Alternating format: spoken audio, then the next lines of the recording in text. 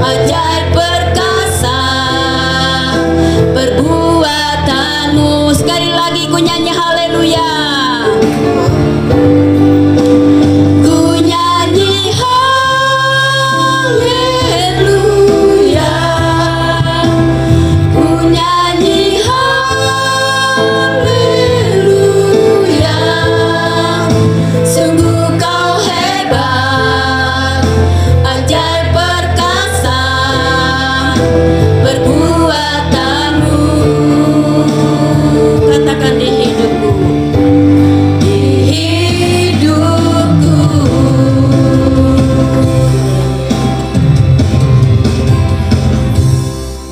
Kita berdoa. Bapa yang baik, terima kasih buat anugerah kebaikan-Mu yang luar biasa. Bukti kami ada sampai hari ini karena kemurahan dan belas kasihan Tuhan. Dan kami mau meninggikan, mengagungkan Tuhan melalui hidup kami, melalui mulut kami, melalui segenap jiwa dan raga kami. Biarlah ibadah kami pada hari ini merupakan persembahan yang berbau harum bagi Allah, menyukakan hati Tuhan, sehingga Engkau tidak tanggung-tanggung untuk memberkati kami, memperlengkapi kami, mempersiapkan kami untuk melakukan pekerjaan Allah yang besar. Terima kasih ya Tuhan, kami menolak segala intimidasi, pengaruh dunia yang mengganggu, mengalihkan perhatian kami untuk beribadah, menyambut firman Allah. Kami tolak itu dalam nama Yesus. Urapi hamba-Mu yang memimpin kami dalam puji-pujian, pemain musik, singer, bahkan firman yang diberitakan di tempat ini, kiranya ada kuasa Allah dinyatakan dan kami memperoleh kemerdekaan. Terima kasih ya Tuhan, kami membuka ibadah kami dalam nama Yesus kami berdoa. Amin. Puji Tuhan. Saya menyambut kita untuk berdiri. Silakan berdiri jemaat Tuhan. Kita akan menyambut Sang Raja. Tadi malam kita merayakan kelahiran Yesus. Hari ini kita menyambut Raja kita di dalam hidup kita.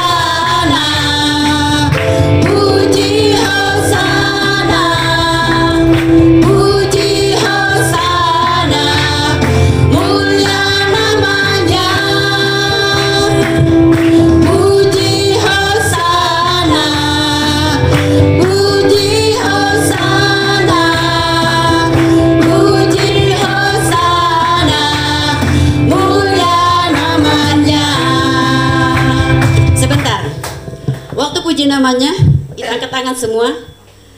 Tuhan menciptakan tangan kita untuk menyembah Tuhan di hadapan Tuhan. Oke, setuju semua? Mari kita sambut Sang Raja. Haleluya. Mari kita sambut Sang Raja. Mari kita puji namanya.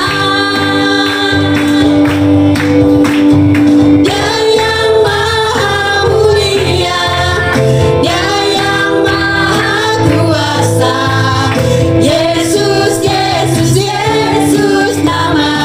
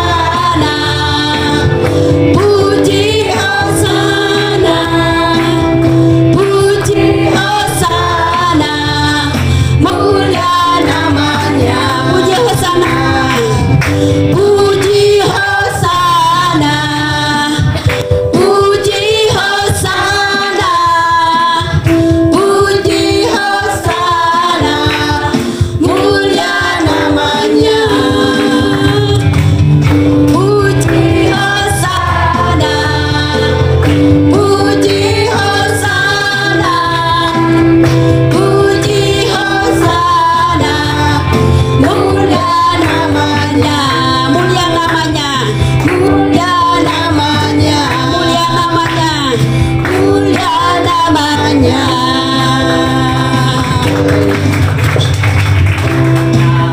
Rayakan Yesus, rayakan, amin. Rayakan Yesus, rayakan. Rayakan Yesus, rayakan. Rayakan Yesus, rayakan. Katakan dia lahir. Dia lahir. Dia lahir dan hidup selamanya. Dia lahir. Dia lahir. Marilah rayakan. Marilah rayakan kelahiran Tuhan kita. Hari ini kita merayakan kelahiran Tuhan kita. Rayakan Yesus, rayakan. Rayakan Yesus, rayakan. Rayakan. Rayakan Yesus, rayakan.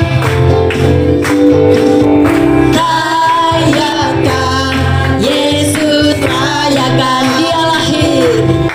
Dia lahir.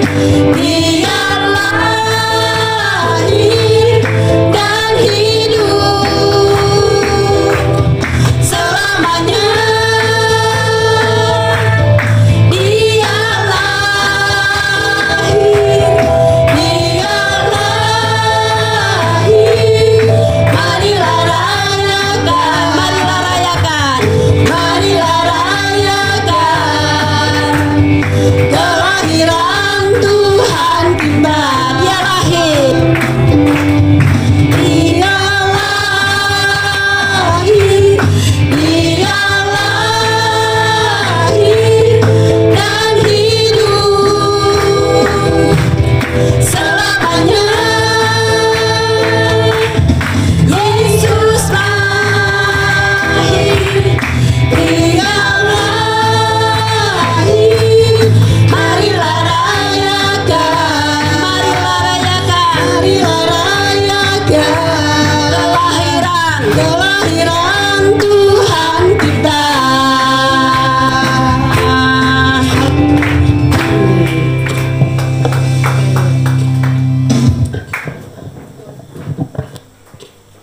Haleluya. Jemaat disilakan duduk. Terpujilah namamu Tuhan. Terpujilah Engkau Tuhan kami yang hidup. Haleluya. Haleluya. Kami mempersiapkan hati dan pikiran kami untuk diisi oleh kebenaran firman-Mu Tuhan. Sebab firman-Mu berkata Engkau selalu beserta kami Tuhan.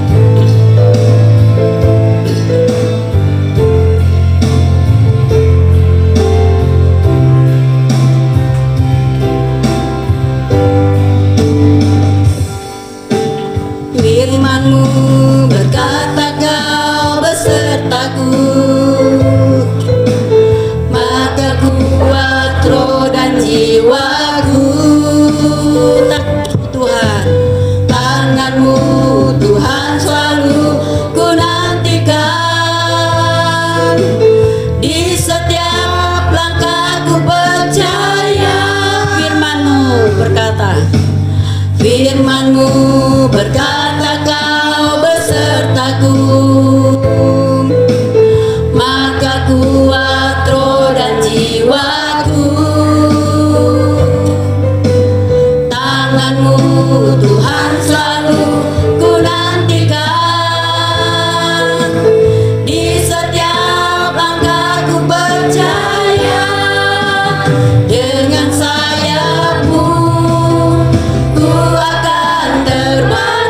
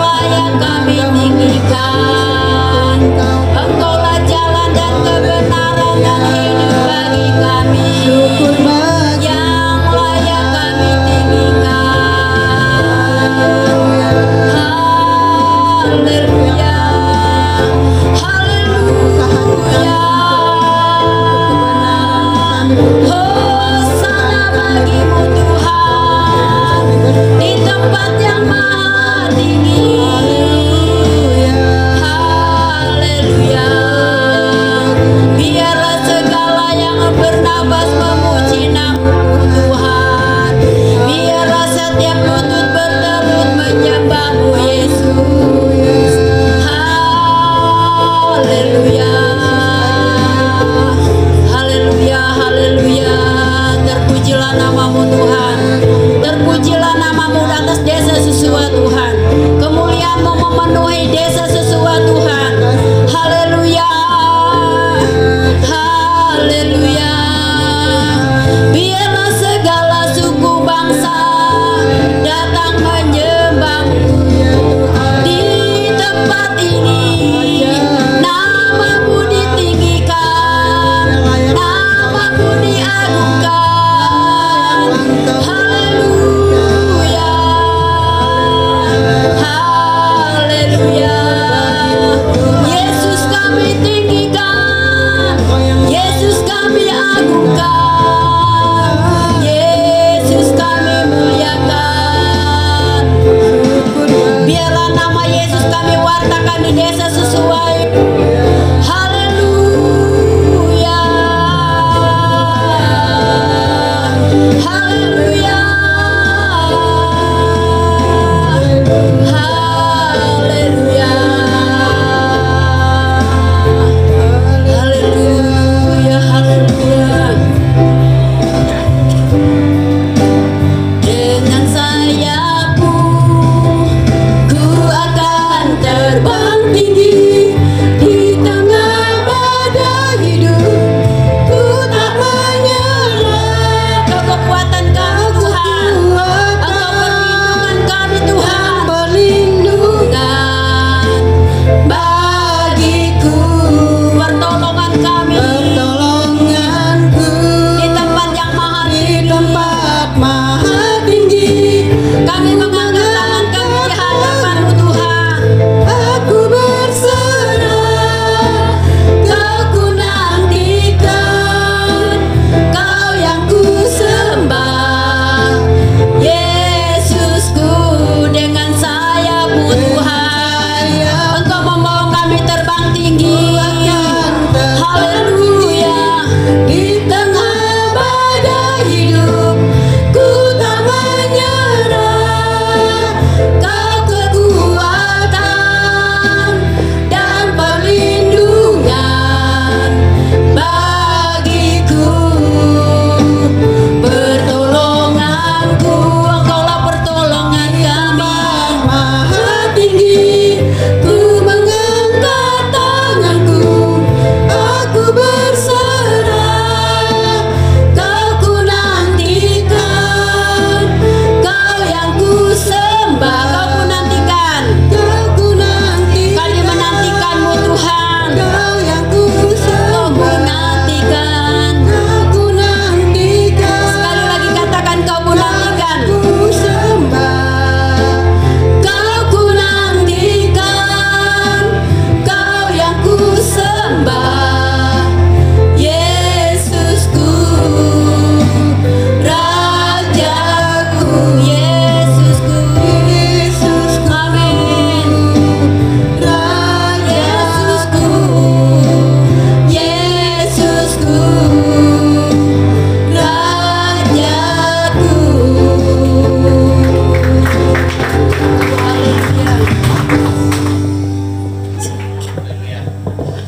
Kita berdoa, terima kasih Tuhan, Engkau yang kami nantikan di segala keadaan, segala waktu, sebab pertolongan daripada Tuhan selalu datang tepat waktu, dan Allah tidak pernah membiarkan kami tergeletak. Dan saat ini ya Tuhan, kami membuka telinga, pikiran, hati kami untuk ditabur oleh benih ilahi, yaitu firman Allah. Dan biarlah Allah memberi kami kemampuan hikmat supaya kami mengerti kehendak Allah melalui firman-Mu, dan kami bertumbuh berbuah lebat, nama Tuhan dimuliakan, banyak orang mengenal Allah melalui hidup kami, sehingga seluruh bumi bertekuk lutut menyembah Allah, mengakui bahwa Yesus Kristus adalah Tuhan. Makasih ya Tuhan, pakai hamba-Mu yang terbatas ini, singkapkan rahasia firman-Mu bagi kami, dan berbicaralah Engkau, kami siap mendengar di dalam nama Yesus. Bapak Ibu yang siap diberkati firman Tuhan, sama-sama katakan amin. Puji Tuhan. Terima kasih buat song leader yang luar biasa. Ini bintang tamu yang tidak diundang, tapi jadi pelayan Tuhan sampai sini. Amin. Puji Puji Tuhan, Bapak Ibu yang dikasih oleh Tuhan, saya percaya kita tidak pernah membayangkan kalau kita bisa duduk di sini hari ini. Saya percaya bahwa keberadaan kita di sini hari ini bukan karena rencana kita, tetapi bagian dari agenda Allah yang ingin ditetapkan bagimu dan bagiku. Amin. Jadi proses perjalanan yang kita miliki dalam setiap hidup itu adalah bagian dari cerita yang engkau miliki, yang Allah tuliskan. Itulah yang perlu kita perhatikan. Jangan lihat musibahmu, amin. Jangan lihat masalahmu, tapi lihat dan ingatlah bahwa ini adalah cerita saya yang sudah ditulis oleh Tuhan. Engkau hanya perlu berjalan saja, dekatkan dirimu kepada Tuhan, cari Dia, dan terus membawa hidupmu supaya Tuhan melihat engkau setiap hari, setiap waktu, dan Dia katakan, anakku aman, harus aman dan selalu aman. Kenapa? Karena rancangan Allah kepada umatnya masa depan yang suram, tidak, tetapi masa depan yang penuh pengharapan, dan Allah mau pastikan bahwa engkau aman setiap hari, dan keamanan itu engkau miliki di dalam Tuhan Yesus. Makanya keyakinan, kepercayaan, bahkan KTP-mu yang bertulis agama Kristen jangan sia-siakan, amin. Karena hanya di dalam Kristen yang mengajarkan tentang keselamatan, yaitu anugerah. Di agama lain tidak ada. Jadi jangan sampai engkau pindah agama karena uang. Uang itu bukan anugerah, bisa kau kerja dan dapat uang. Tapi keselamatan hanya pemberian Allah. Itulah sebabnya kamu harus menetapkan dirimu. Jangan sampai engkau pindah ke seberang sana. Amin. Puji nama Tuhan, hari ini Natal keberapa kali Bapak Ibu ikuti di tahun 2020 kira-kira? Siapa yang sudah 3 kali lebih? Atau 3 kali? Oh itu, ya. Kalau saya berkali-kali kayaknya sudah mengikuti Natal. Tapi yang saya maksud di sini Bapak Ibu, berapa kali pun kita mengikuti Natal, jangan sampai pesan Natal itu hilang, amin. Jangan sampai pesan Natal itu hanya sekedar kue Natal dan kado Natal, dan juga surprise dari orang-orang tertentu mungkin, atau angpao mungkin. Jangan sampai sekedar itu, karena itu semua itu habis. Tetapi pesan Natal itu yang membawa engkau sampai ke apa yang kau cita-citakan hari ini, yaitu sorga. Semua orang cita-cita pergi ke sorga, amin. Nah itu yang tidak boleh kita lupakan. Hari ini saya ingin membahas satu ayat, dan ayat ini pasti juga ayat yang dimiliki oleh semua orang Kristen, orang percaya, dan mereka pasti hafal ayat ini. Yaitu tentang percaya di dalam Yohanes pasal 3 ayat 16. Di dalam Yohanes pasal 3 ayat 16 firman Tuhan berkata, karena begitu besar kasih Allah akan dunia ini, sehingga Ia telah mengaruniakan anaknya yang tunggal, supaya setiap orang yang percaya kepadanya tidak binasa, melainkan beroleh hidup yang kekal. Bapak Ibu, ini memang ayat yang familiar. Saya sendiri setiap hari saya renungkan ayat ini. Bahkan setiap waktu di dalam doaku saya renungkan apa maksudnya kasih Allah yang begitu besar, dan apa maksudnya orang percaya, apa maksudnya kepada dunia ini. Nah dari nas ini ada 2 bagian yang kita mau perhatikan secara serius Bapak Ibu, yaitu tentang kasih Allah dan orang percaya.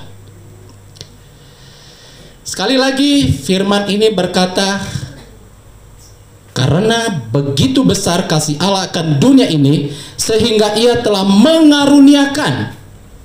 Kata mengarunia itu kan pemberian tanpa harus dibayar, dibalas.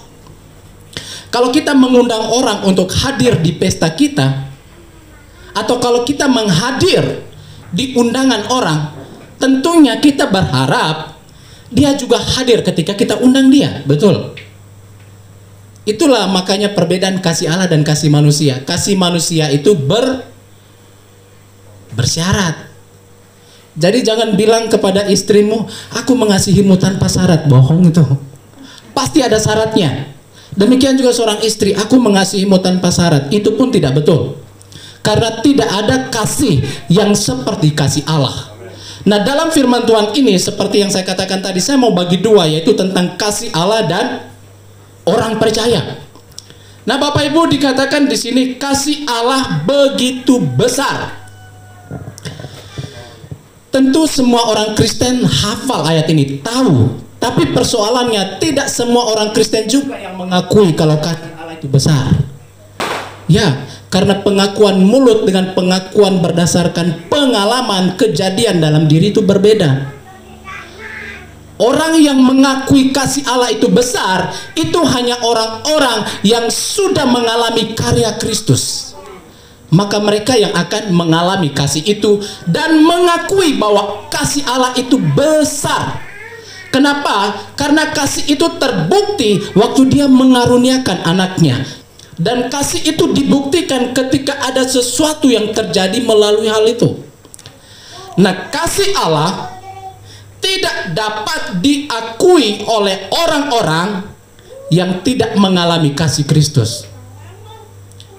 Biarpun dia hafal ayat ini, biarpun dia dengar setiap hari. Kayaknya Audrey mau khotbah juga. Jadi Bapak Ibu ingat baik-baik bahwa kasih Allah itu begitu besar. Amin. Coba kita sebut. Kasih Allah begitu besar. 1, 2, 3. Kasih Allah begitu besar. Ya. Bapak Ibu coba tanya atau lihat ke diri sendiri. Waktu kita menyebut kasih Allah itu begitu besar, apakah itu sebenarnya sebuah harafiah atau betul-betul hatimu yang mengatakan itu? Dan tentu kita sendiri yang tahu, bukan saya, bukan juga orang lain. Tetapi kali ini saya ingin kasih tahu bahwa betul-betul kasih Allah yang begitu besar itu tidak bisa diakui oleh orang yang tidak mengalami kasih Kristus. Tidak akan pernah bisa. Boleh dia katakan karena begitu besar kasih Allah, nah apa-apa, semua setan pun ngomong hal itu. Oh, bukankah Allah menolong engkau? Setan juga ngomong. Tetapi orang yang mengalami kasih Kristus, maka di dalam kepribadiannya, bahkan di dalam komunitasnya, dia akan merasakan kasih Kristus. Bahkan tanpa disadari, dia sedang menyembah sendiri di tengah perkumpulan banyak orang. Dia memuji Tuhan di perjalanan. Atau mungkin waktu nyetir mobil, dia lagi mengagungkan Tuhan karena kasihnya dialami. Karena karya Kristus, bukti dari kasih Allah itu dialami. Karena ayat ini merupakan puncak dari kasih Allah yang dimulai di hari penciptaan Allah. Waktu Allah menciptakan manusia, dia bentuk oleh tangannya sendiri, tidak seperti ciptaan yang lain. Yang lain Allah tinggal katakan, jadi. Tetapi manusia, dia harus main lumpur. Bapak Ibu, enggak tahu lumpur di sana waktu itu kayak mana ya. Kalau lumpur kita seperti di sini, mungkin juga seperti itu. Dan Allah main lumpur untuk membentuk manusia. Dan saya percaya itu semua dia kerjakan karena kasih. Karena kalau bukan dengan kasih, dengan sungut-sungut, bisa jadi hidung kita ini ada di belakang. Tidak ada wajah-wajah cantik dan ganteng-ganteng ini. Dan itu semua karena kasih. Dan sesuatu yang dilakukan dengan kasih pasti senang. Amin. Pasti bahagia. Tapi sesuatu yang dilakukan tanpa kasih, maka kita akan bersungut-sungut seperti Marta. Tuhan tolong suruh Maria itu bantu saya masak. Pertanyaannya, Yesus marah nggak waktu dia masak? Nah, yang Tuhan marah itu kalau kau masak, masaklah dengan sukacita di situ. Jangan marah-marah suamimu, kenapa kau nggak ikut masak? Ya udah, kalau nggak mau masak jangan masak. Jadi Bapak Ibu, sesuatu yang dilandasi dengan kasih itu menyenangkan.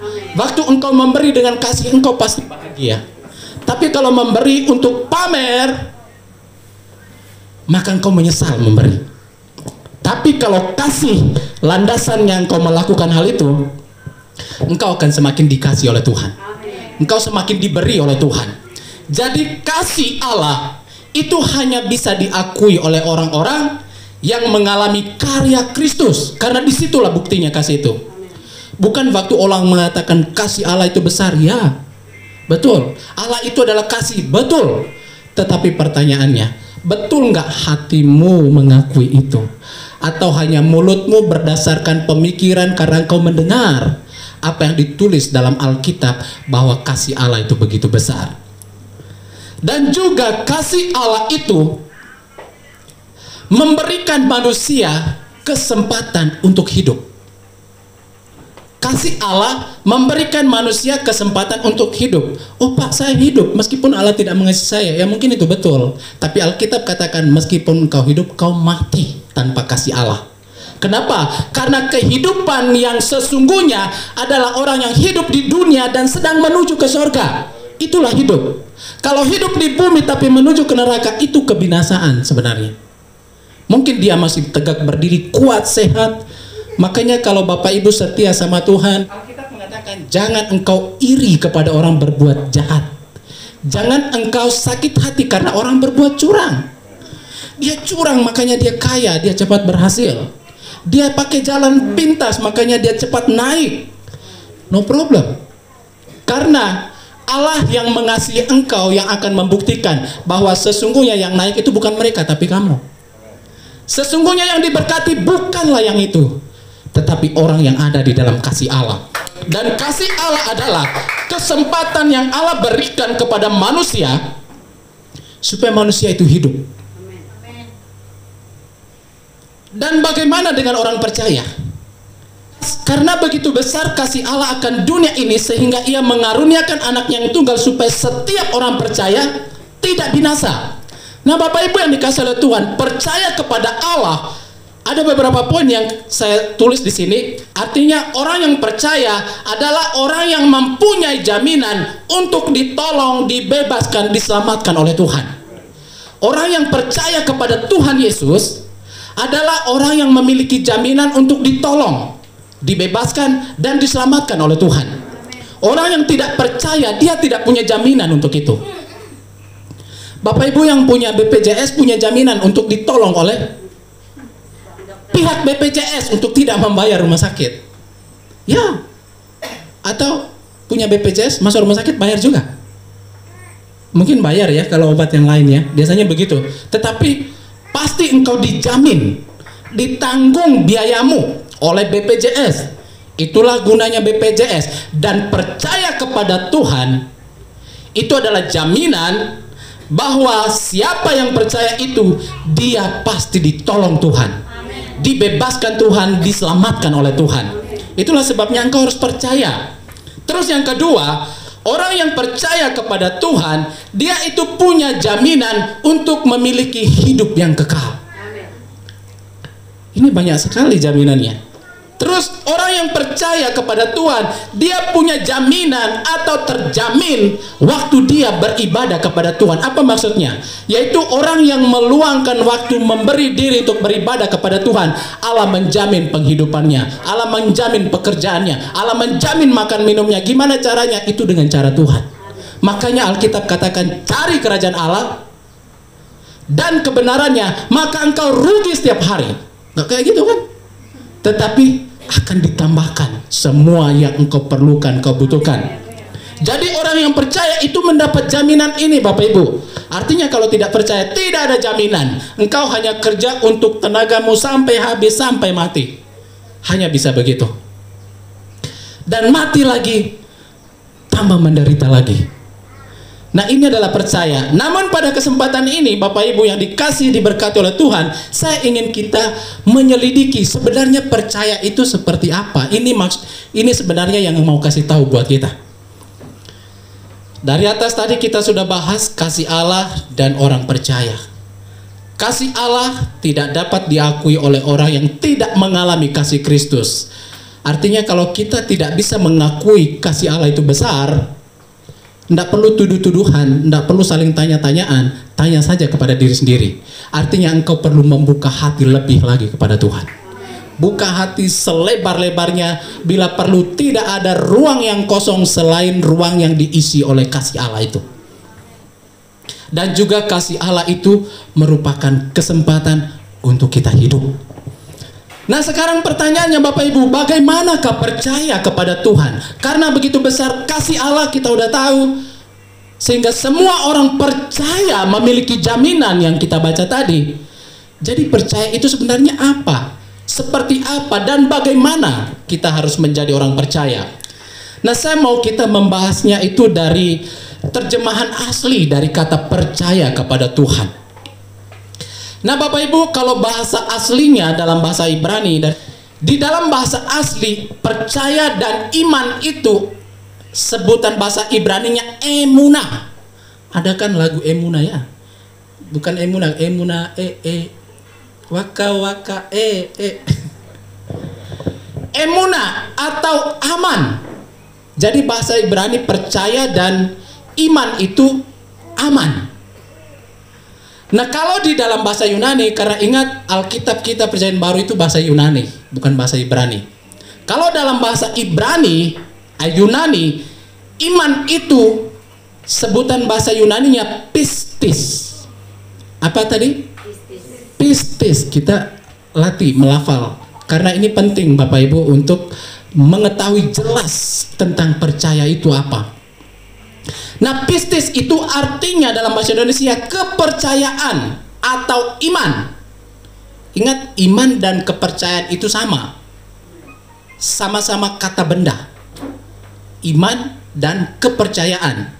Kalau percaya dalam bahasa Yunaninya pisteo. Pisteo atau pisteo sebutnya supaya jangan keselak lidahnya. Pisteo, nanti keselak. Nah, kata pisteo itu adalah kata kerja dari pistis. Pistis itu kata benda yang artinya iman atau kepercayaan, sedangkan pisteo artinya percaya. Nah, percaya itu kata kerja Bapak Ibu, bukan kata benda. Berarti kalau pisteo itu kata kerja, berarti dia sedang melakukan sesuatu, mengerjakan sesuatu. Dia percaya kepada Tuhan, itu ada yang dia kerjakan, ada yang dia buat, ada yang keluar dalam tindakan, dalam perkataan.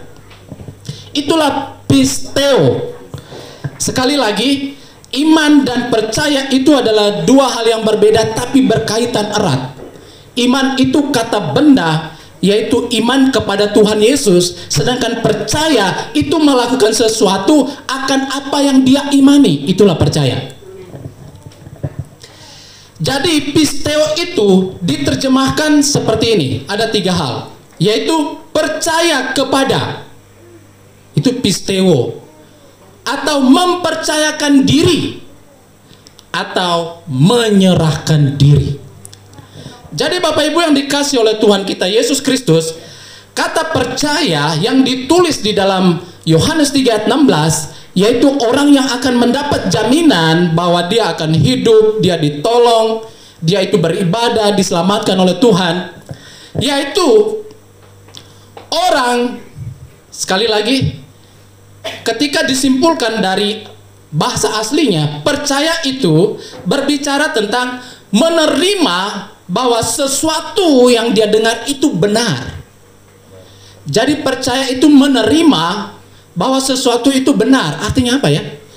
Yaitu ketika dia mendengar bahwa Yesus itu adalah Allah, ketika dia mendengar bahwa Yesus itu datang ke dunia, ketika dia mendengar bahwa Yesus itu mati untuk menebus dosanya, dia bertindak. Dia melakukan sesuatu untuk hal ini. Apapun itu. Dia pasti, jadi percaya itu adalah menerima bahwa sesuatu itu benar. Itu betul. Kayak mana contohnya ya? Anggap saja ketika kita mendengar berita bahwa di NN, kan NN andalan Malinau, itu ada cuci gudang. Ada dua respon di situ Bapak Ibu. Yang tidak percaya dia cuek, masa bodoh, paling tipu-tipu saja itu. Atau mungkin paling dia sudah naik harganya baru dia bilang cuci gudang. Itu respon orang yang tidak percaya akan berita itu. Dia cuek, dia tidak mau pergi. Tetapi respon orang yang percaya, kami dua Pak Yusuf akhirnya jalan kaki keliling kota Malinau karena antri di sana ya Pak Yusuf ya. Ini kok khotbah saya nyambung-nyambung ke situ ya Pak ya.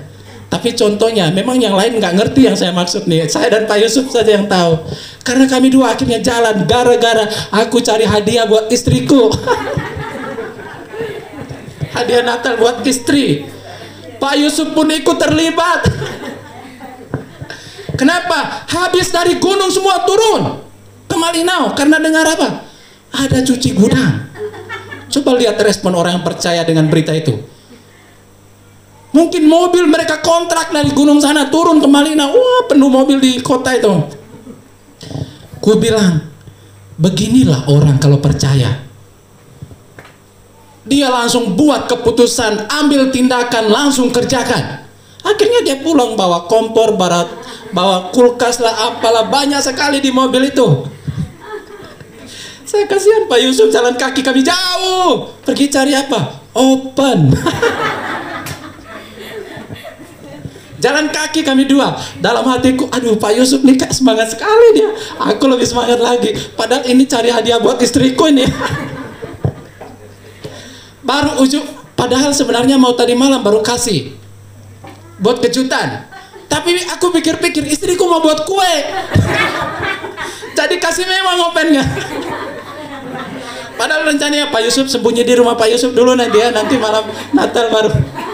Ujung-ujungnya karena aku pikir kayaknya lebih bermanfaat kasih hari ini. Supaya dia ndak keliling sana sini pinjam open.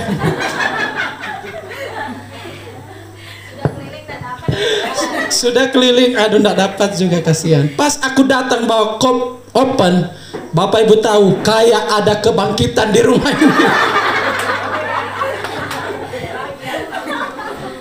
Aku nggak pernah melihat dia sebahagia itu. Karena sesuatu yang dia butuhkan tiba-tiba datang tanpa dia duga. Saya bilang, jadi Bapak Ibu ini pengalaman. Jadi kalau mau buat kejutan buat istri, buat saja kayak gitu. Beli sesuatu yang dia tidak pikirkan, pasti ada kebangkitan itu. Jadi Bapak Ibu yang dikasih oleh Tuhan, orang yang menerima kebenaran itu, dia akan bertindak seperti ilustrasi tentang NN tadi. Dia pasti langsung buat keputusan dan ambil tindakan, langsung kerjakan. Dia tidak tunggu waktu lama. Sedangkan orang yang tidak percaya berita cuci gudang itu, masa bodoh biasa-biasa aja mereka. Nah demikianlah orang yang percaya kepada Yesus, yang menerima jaminan, ditolong, diselamatkan, dan dibebaskan. Yaitu orang yang membuat keputusan, melakukan tindakan, dan kerjakan. Orang itulah yang dikatakan dalam Yohanes 3:16, supaya setiap orang percaya kepadanya tidak binasa. Binasa itu banyak Bapak Ibu. Binasa di dunia karena tekanan hidup. Ingat, jangan sampai salah berpikir bahwa Yesus menjanjikan penyertaan di dunia dan juga di akhirat. Bukan cuma ketika engkau tinggalkan dunia ini engkau punya sorga, bukan. Dari dunia ini, makanya tadi malam kita punya tema Natal, Immanuel, yaitu Allah menyertai. Dan dia menyertai kita itu dari dunia ini. Bukan ketika kita ada di surga udah pasti ada bersama dia, amin.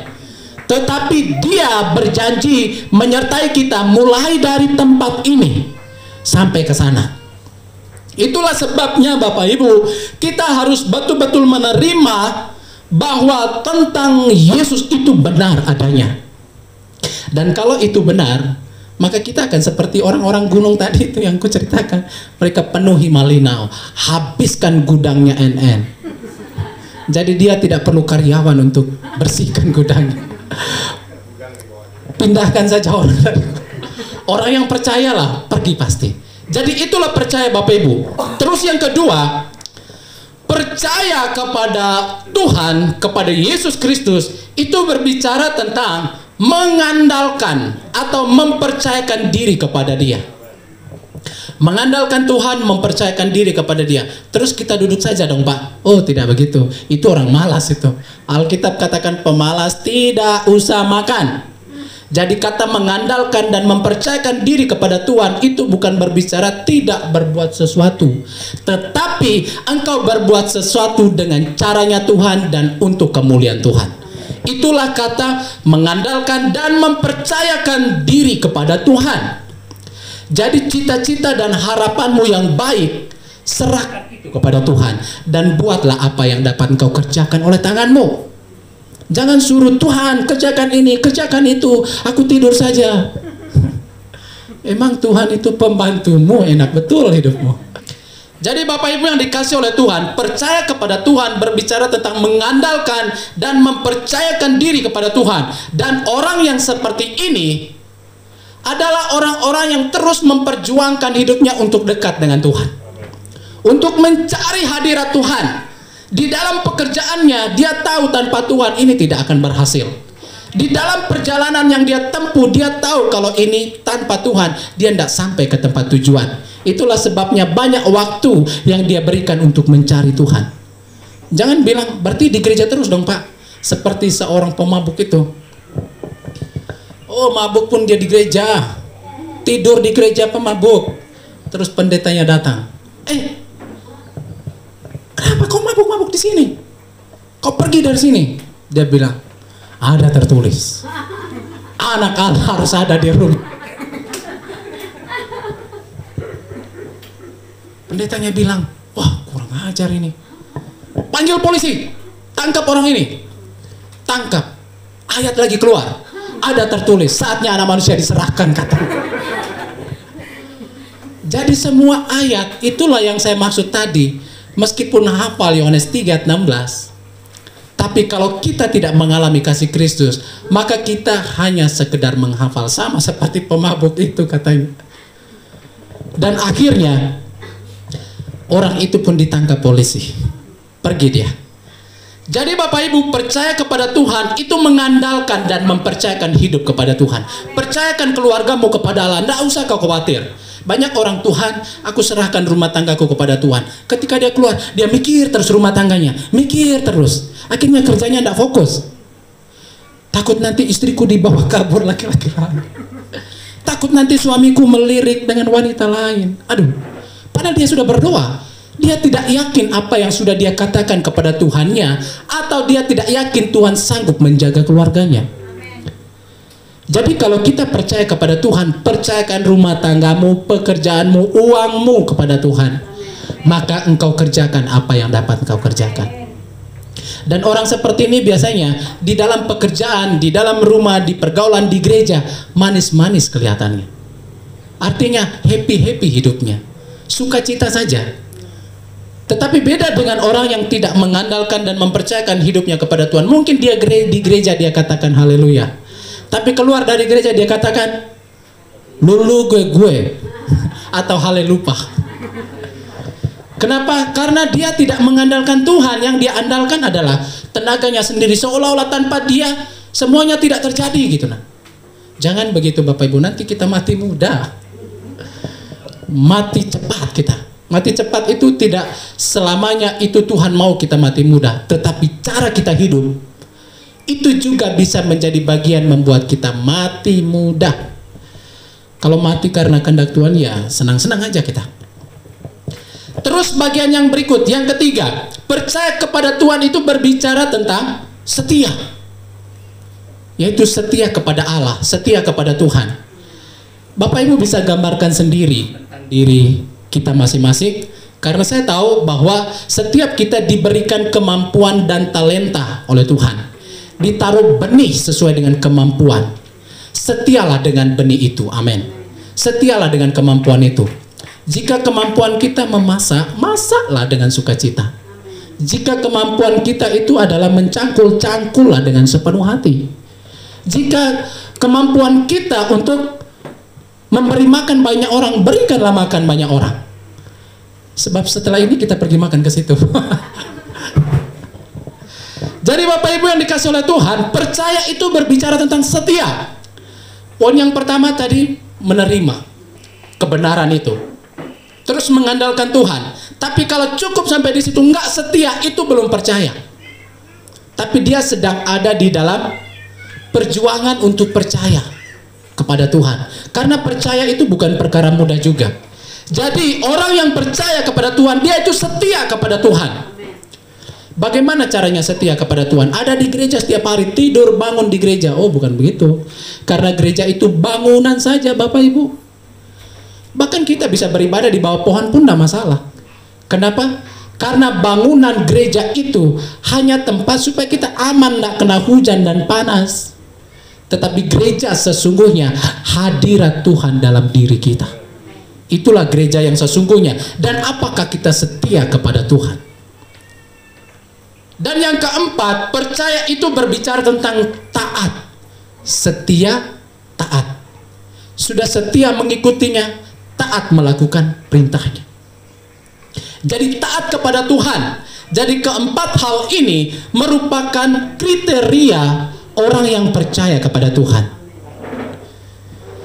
Dengan demikian, ketika hal ini menjadi bagian sebagai orang yang mengaku dirinya percaya kepada Tuhan, maka dia pun akan mengalami perkataan dan karya Kristus. Ketika dia menerima kebenaran tentang Yesus, mengandalkan dirinya kepada Tuhan, setia dan taat kepada Tuhan, maka tanpa dia sadari, seperti istriku, dapat satu opan buat istri saya. Aku lihat bahagianya luar biasa. Betul-betul ada kebangkitan, ada kemenangan. Karena dia tidak pernah mengira itu, aku tidak pernah kasih tahu dia. Aku nanti belikan open buatmu ya. Kalau kasih tahu kan tidak kaget dia. Tapi karena dia tidak tahu, itulah cara Tuhan memerintahkan berkatnya dari tempat yang tidak kita duga. Inilah yang saya maksud, orang yang mengalami perkataan dan karya Allah atau pekerjaan Kristus, yaitu orang yang mengalami sesuatu yang tidak pernah dia kerjakan dan pikirkan. Dia akan alami itu.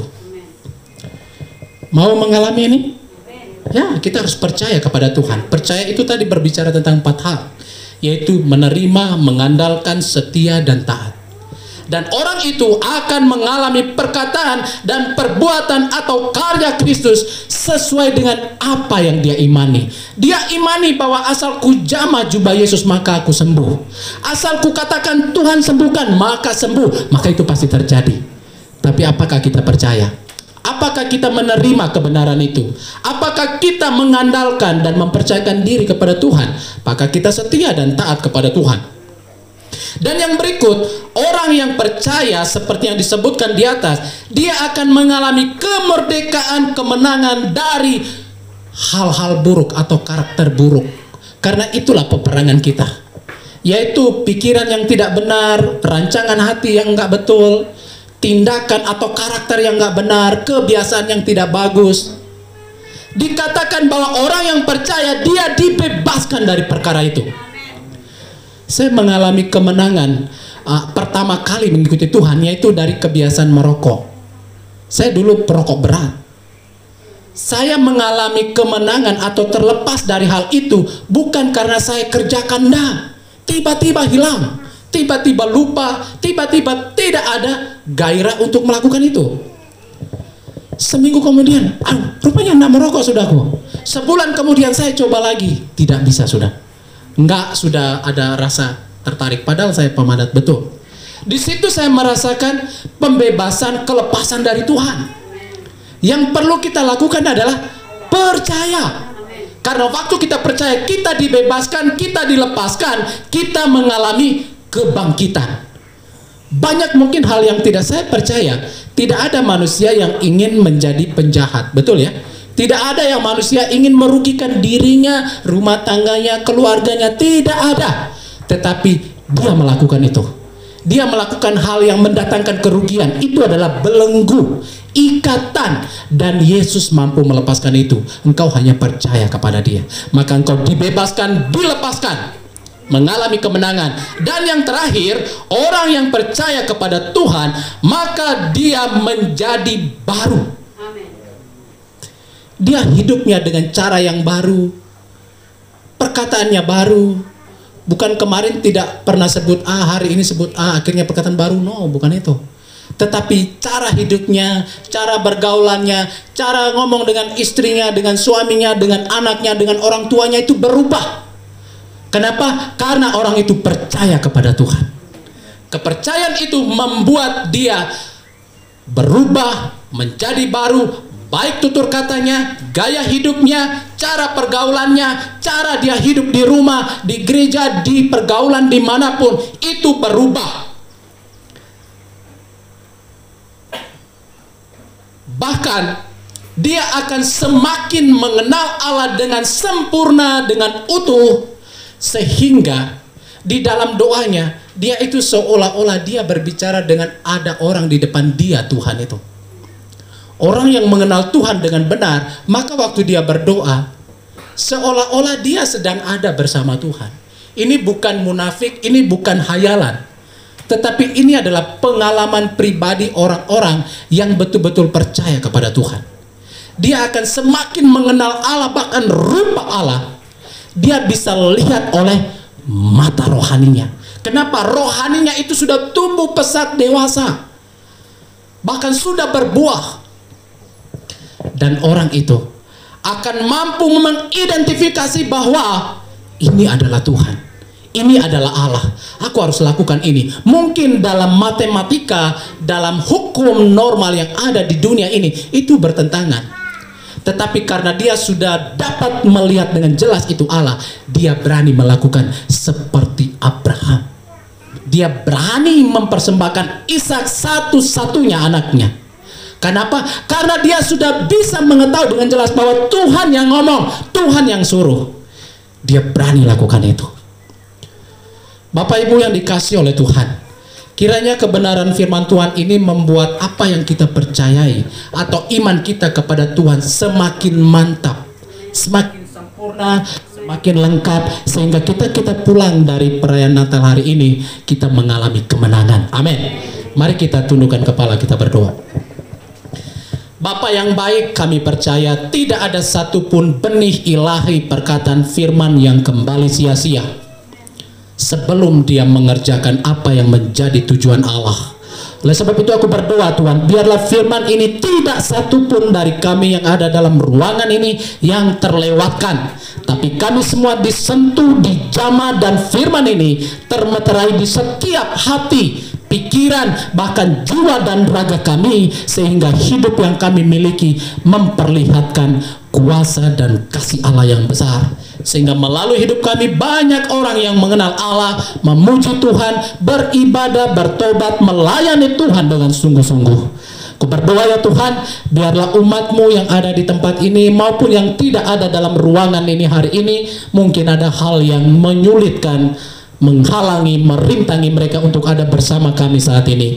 Aku berdoa biarlah firman ini diperdengarkan di telinga mereka, dimeteraikan di dalam hati mereka, supaya kelak kami sama-sama ada di tempat yang sudah Tuhan sediakan. Terima kasih ya Tuhan, hamba-Mu terbatas, namun aku berdoa biarlah Roh-Mu yang tidak terbatas berbicara lebih dan lebih lagi kepada kami, sehingga kami semua akan menjadi saksi Kristus di desa kami, di kota, bahkan di bangsa kami. Terpujilah Tuhan, kami bersyukur. Di dalam nama Yesus kami berdoa.